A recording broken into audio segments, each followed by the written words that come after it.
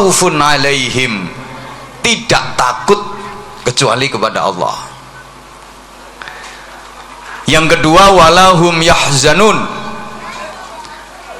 gak duwe susah. Para jamaah, gak punya susah ini bukan berarti gak pernah susah. Tidak punya susah karena semuanya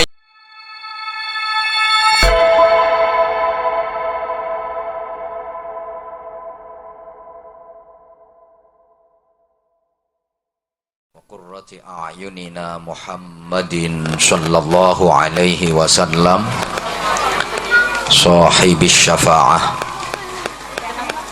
wa ala alihi wa ashabihi wattabi'in wa man tabi'ahum bi ihsanin ila yaumil qiyamah. Subhanaka la ilma lana illa ma 'allamtana innaka antal alimul hakim. Rabbi shrah li sadri wa yassir li amri wahlul 'uqdatam min lisani yafqahu qawli waj'al li waziran min ahli. Rabbana iftah bainana wa baina qaumina bil haqqi wa anta khairul fatihin. Rabbana atina min ladunka rahmah wa hayyi' lana min amrina rasyada. Amma ba'du, jinabal kurama masyayikhana al-a'izza wa ulama anal ajilla, wonten ngarsanipun para alim, para bapak kiai, para ibu nyai, sedaya sesepuh dorosmo, panjenenganipun Ibu Nyai Hajjah Fatimah Muhajir, para kiai mas, para bu nyai mas, wa ma'asyiral masamis,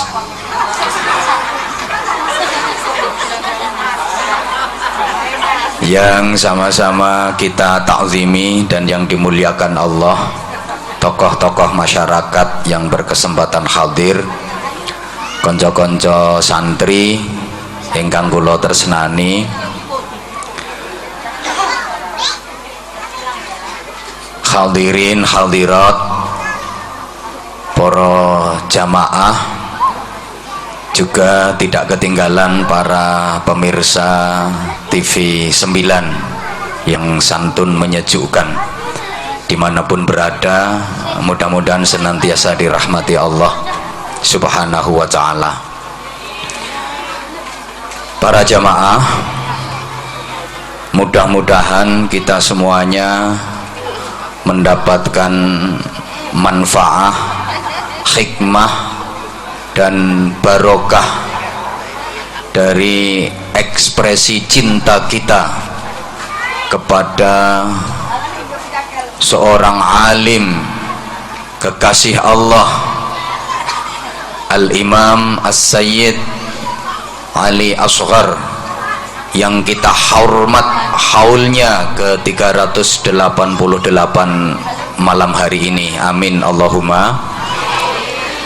Manhum auliyaullah, siapa sesungguhnya wali-wali Allah itu, siapa sesungguhnya kekasih-kekasih Allah itu. Para jamaah, di antara tanda bahwa seseorang itu waliullah, beliau sudah tidak lagi memikirkan kepentingan diri pribadinya, tapi seluruh kehidupannya diserahkan kepada Allah subhanahu wa ta'ala melalui khidmah kepada umat Rasulullah sallallahu alaihi wasallam, yang mempunyai sifat khasyah kepada Allah, itu hanya para ulama. Innama yakhsyallaha min ibadihil ulama.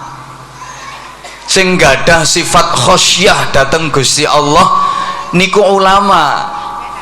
Padahal ciri seseorang itu dikasihi Allah, tanda seseorang itu waliullah niku la khaufun alaihim, tidak takut kecuali kepada Allah.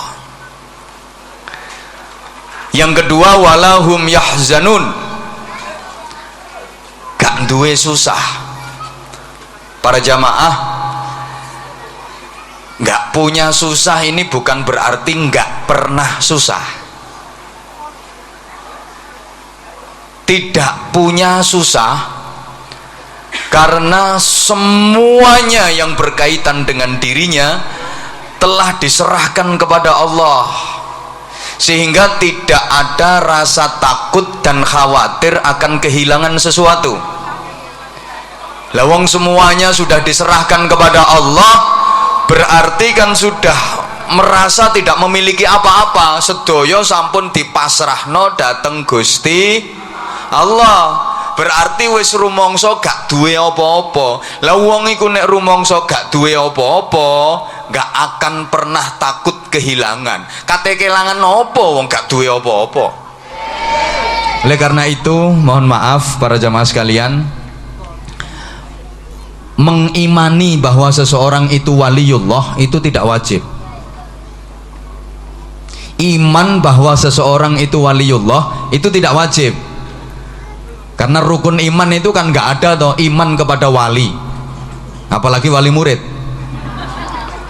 Yang wajib adalah umat Islam harus percaya bahwa waliullah itu ada, karena disebutkan dalam Al-Quran, ala inna awliya Allahi la khawfun alaihim walahum yahzanun.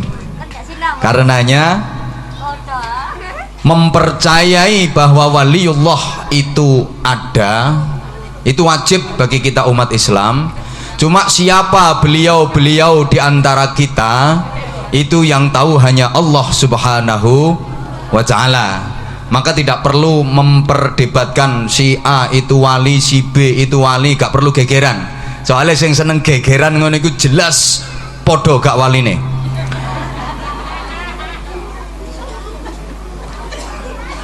Sunan Ampel waliullah.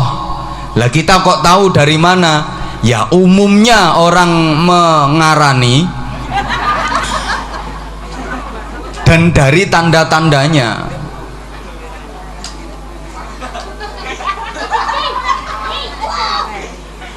Allahumma sholli ala Muhammad. Di antara ajaran dari waliullah termasuk Allahu yarham Al-Imam As-Sayyid Ali Asghar, itu tentu ajaran cinta. Bagaimana pengabdian kita kepada Allah yang didasari dengan rasa cinta. Ibadah yang dilakukan karena berharap dapat pahala, karena berharap ingin dimasukkan surga. Dua-duanya ini nggak benar Bapak Ibu para jamaah. Yang pertama tadi mau ibadah karena takut siksa neraka, berarti umpomo gak ono siksa neraka ya gak gelem ibadah. Umpama Gusti Allah gak gawe neraka, berarti gak gelem nglakoni ibadah. Wong ibadah dekne iku mergo wedi disiksa ndek neraka. Demikian pula yang kedua, mau beribadah karena berharap pahala, ingin dimasukkan surga. Andaikan gak ada surga, andaikan Allah tidak menciptakan surga, berarti gak gelem ibadah.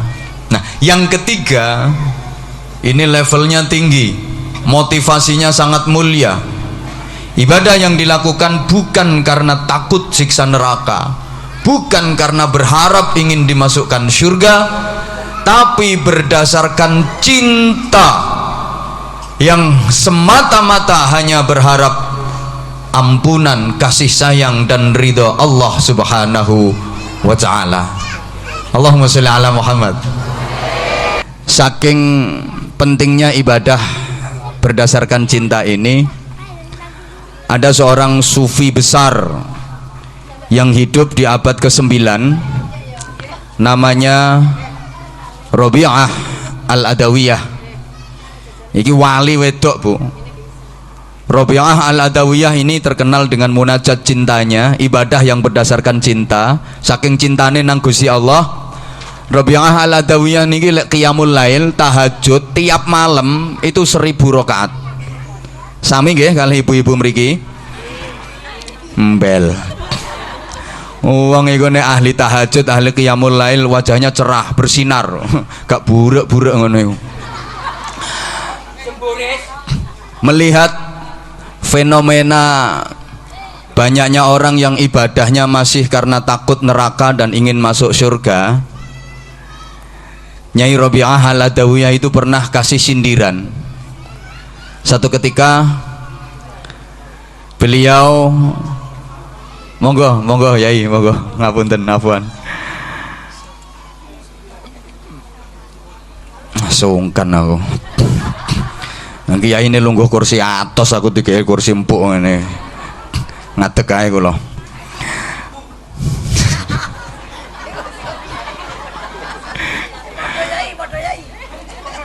Pangapunten. Rabi'ah Al-Adawiyah satu ketika berlari-lari mengitari pasar kota Basrah sambil tangan kanannya pegang api, tangan kirinya pegang air. Jadi tangan kanannya pegang api, bahasa Inggrisnya the oncor. Sakarepku sing ceramah aku kok. Dan tangan kirinya pegang air yang diwadahi, ya itu the kendi. Lari-lari mengitari pasar. Ini orang-orang yang di pasar heran dan bertanya, "Wahai Rabi'ah Al-Adawiyah, apa yang engkau lakukan? Kok aneh banget lari-lari mengumeti pasar, tangan kanan bawa obor yang apinya berkobar-kobar, tangan kiri bawa air diwadahi kendi. Maksudnya apa?"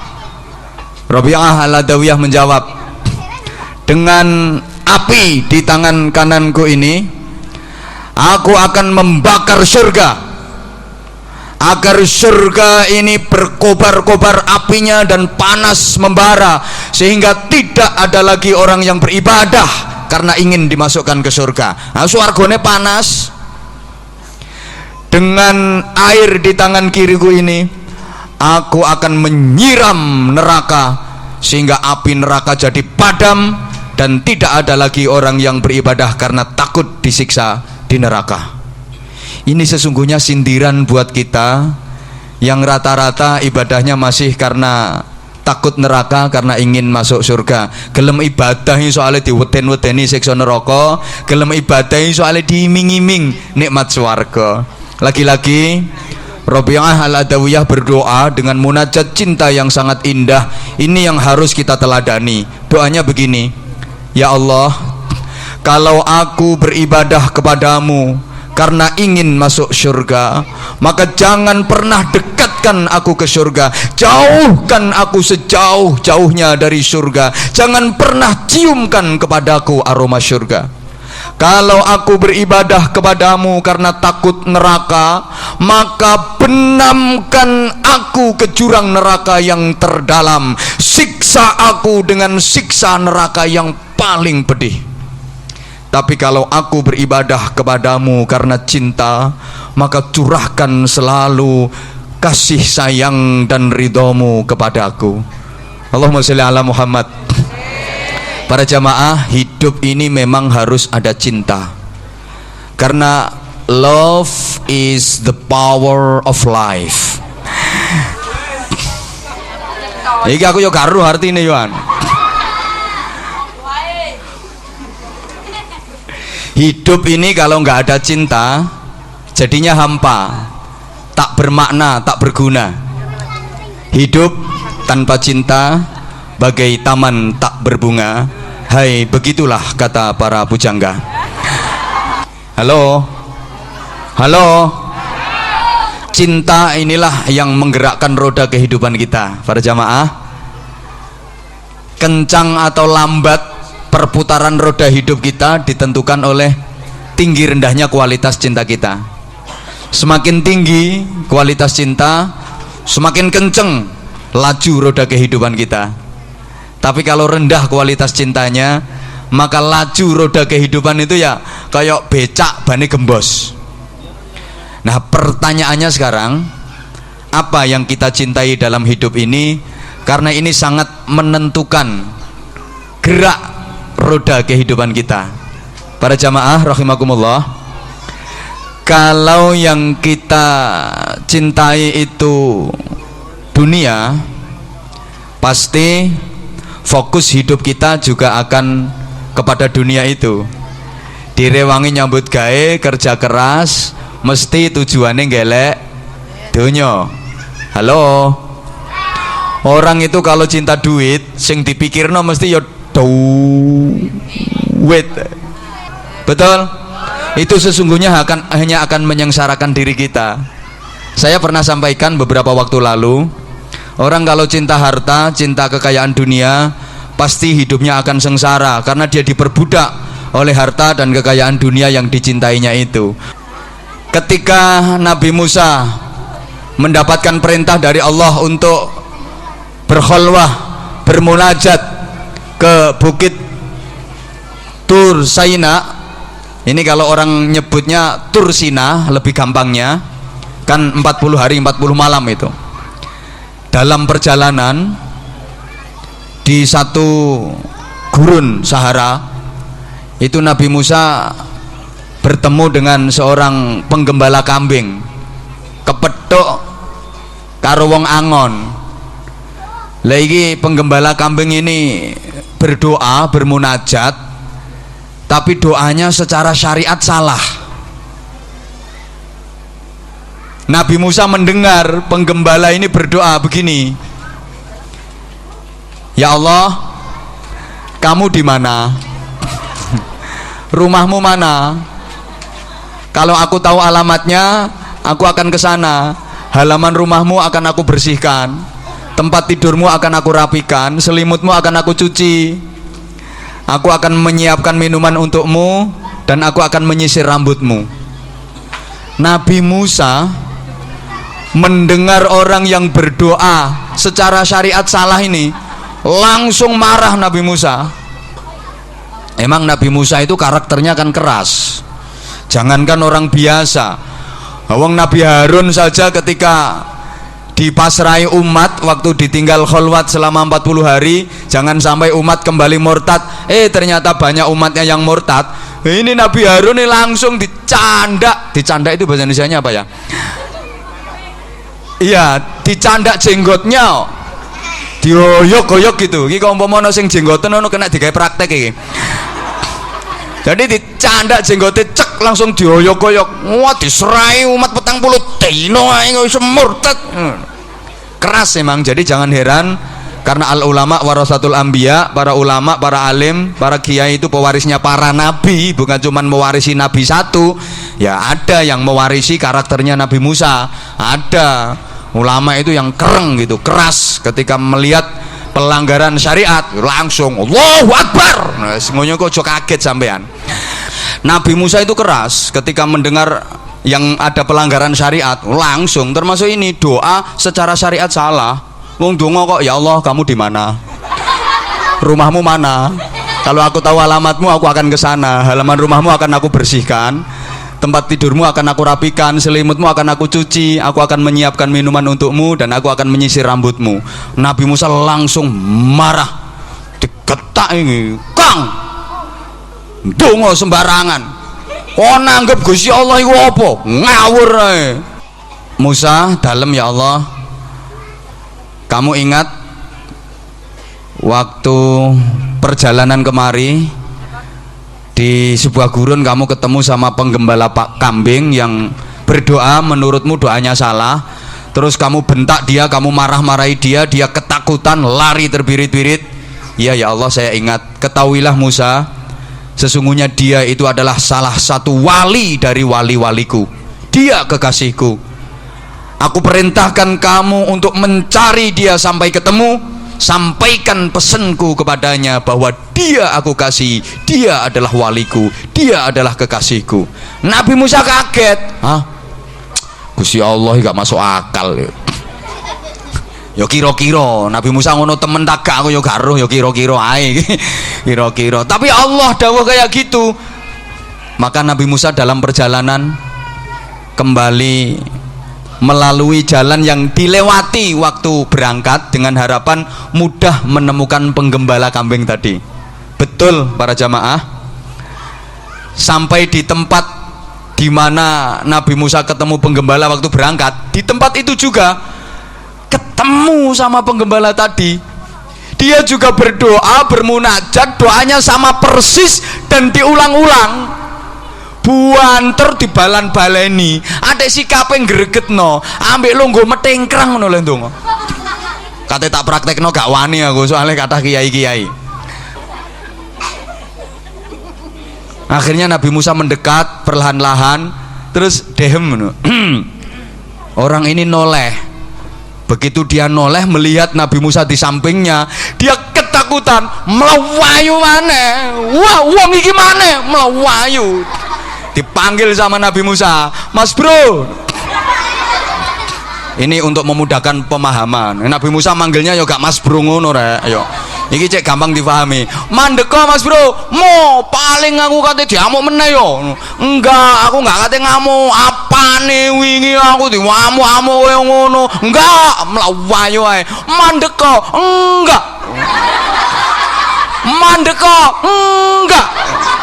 Melawayu terus Nabi Musa berteriak, Mas Bro, aku akan menyampaikan pesan Allah untukmu. Begitu dengar Allah disebut Nabi Musa, iseng melayu pawantri langsung mandek. Ini bukti orang itu kalau cinta, mendengar disebut nama yang dicintai pasti dampaknya besar. Arek nom-nom iku lho. Seneng karo cewek. Nah, disebut jenenge cewek iku mesti ndok atiku rasane ser. Aku beberapa kali seperti itu. Modelmu kok kaya gak percaya ngono sih. Embo. Wong nek seneng ngono iku aja kok longgo jejer. Wong sandale jejer iku ae lho wis seneng. Maka orang kalau sudah betul-betul cinta Allah, mendengar disebut nama Allah mesti gemeter. Idza dzukirallah wajilat qulubuhum. Sayyidina Ali ku nek krungu azan, paucet menggigil ketakutan. Ditangleti kalih murid-muride. Wahai Imam Ali, wahai Sayyidina Ali, kenapa Anda kok pucet dan ketakutan? Betapa aku tidak takut dipanggil sama Allah. Jadi kaya anak buah yang nglakoni kesalahan dipanggil karo komandan. Sama yang ngono anak krungu adzan. Ketika Nabi Musa berteriak, aku dipesan Allah untuk menyampaikan pesan kepadamu. Dia langsung berhenti, grek. Dekati sama Nabi Musa, terus, Mas, sepurane ya, aku ingin marah-marah dan membentak sampean. Ada pesan Allah untuk sampean, bahwa sampean dikasih sama Allah, sampean waliullah. Dia menjawab dengan senyuman, wahai Musa, sesungguhnya aku telah melampaui batas kata-kata, kini yang kurasa hanyalah cinta. Allah juga menyindir, yaquluna bi afwahihim ma laisa fi qulubihim. Mereka berkata dengan mulutnya sesuatu yang tidak sesuai dengan kata hatinya. Di ayat lain bukan pakai bi afwahihim tapi bi alsinatihim. Yaquluna bi alsinatihim ma laisa fi qulubihim. Mereka berucap dengan lesannya sesuatu yang tidak sesuai dengan hatinya. Apa artinya lesan yang fasih kalau hatinya nggak fasih? Saya tidak bermaksud oh berarti baca Quran itu nggak harus fasih. Siapa yang bilang kayak gitu? Kalau baca Quran wajib pakai tajwid, fasohahnya dijaga, makharijul hurufnya harus betul-betul diperhatikan. Tapi ini dalam kaitan hubungan dengan Allah. Allahumma sholli ala Muhammad. Makanya mohon maaf ya, kadang saya itu kalau Kalau lagi ceramah di kampung-kampung itu yang doa kan kiai sepuh, kiai kampung situ. Mohon maaf banget, kadang lesannya nggak fasih. Emang wong tua biyen nilate sik kaku-kaku sih diulangi Arab iku angel adaptasine. Tapi saya amin itu khusyuk. Ya Allah, istajib lana ya Rabb. Amin ya Allah. Amin ya Allah. Amin. Tak amini temenan. Soalnya aku yakin hatine bersih nyambung nang Allah walaupun lesannya nggak fasih. Aku yo yakin mandi, soalnya rata-rata kiai tua-tua ini kan gurung iso gawe proposal. Yo gak tau ngerubah kwitansi. Yo gak wani ngurangi nol bareng ngono gak wani. Makanya mandi-mandi. Padahal dongoe gak fasih blas. Allahumma inna nasaluka salamatan fiddin wa ngafiyatan fil jasad wa ziyadatan fil ilmi wa barokatan fil rezeki tobatan qoblal maut rokamatan ngindal maut makepirotan begedal maut. Wis salah Mas yo gak fasih koyo ngono. Aku lek amin Bu, amin ya Allah. Amin ya Allah, amin. Iku mandi ku bersih. Nek ustaz-ustaz anyaran fasi tapi aku kadang-kadang males ngamini. Soalnya apa? Kepinteran gawe proposal. Wani ngrubah kwitansi kulino ngurangi nol. Wong nol asline 9 iso kari 7. Fasi. Ustaz-ustaz anyaran pemane sik tas mulai teko pesantren. Lek ndonga Allahumma inna nas'aluka salamatan fid din wa afiyatan fil jasad wa ziyadatan fil ilm wa barakatan fil rizqi. Alamune kopi ngantek indil-indile ucul rizqi. Aku yo rada males wong ngamin. Mbah paham karepe gak paham karepe. Ini sepintas yang saya sampaikan tentang pentingnya kita mendasari ibadah kita dengan cinta semata-mata berharap rahmat, ampunan dan ridha Allah Subhanahu wa taala. Karena pondasi yang diletakkan oleh Al-Imam As-Sayyid Ali Asghar seperti itu, maka ndoro semua bisa seperti ini. Ini cikal bakalnya ndoro semua, sehingga ndoro semua bisa seperti ini. Terpandang bukan hanya di Jawa Timur saja, skala nasional bahkan internasional. Nah, karena pondasinya seperti ini, makanya yang paling utama itu muassis memang luar biasa. Yang layak dan patut dihauli itu memang muassis. Nek penerus model ngene-ngene iki ya pokoke 40e 100e pendaen, haule nunut-nunut ngono ae. Mangkel ya wis nyatane ngono. Engkari nerusno ae lho. Ngono lho. Ya sudah, demikian yang saya sampaikan. Kurang Bu? Ya kapan-kapan ngundang omane. Estu nyun pangapunten, kula tasih wonten tugas melih. Dados saya sowan ke sini juga berharap dapat barokah dari yang dihauli, dari para kiai, dari para bunyai, nyuwun pendonga. Nggih, lepat khilaf dari apa yang saya sampaikan. Saya yang dhaif, saya yang bodoh, mohon maaf yang sebesar-besarnya. Aku qouli hadza wa astaghfirullahal azim li wa lakum. Wassalamualaikum warahmatullahi wabarakatuh.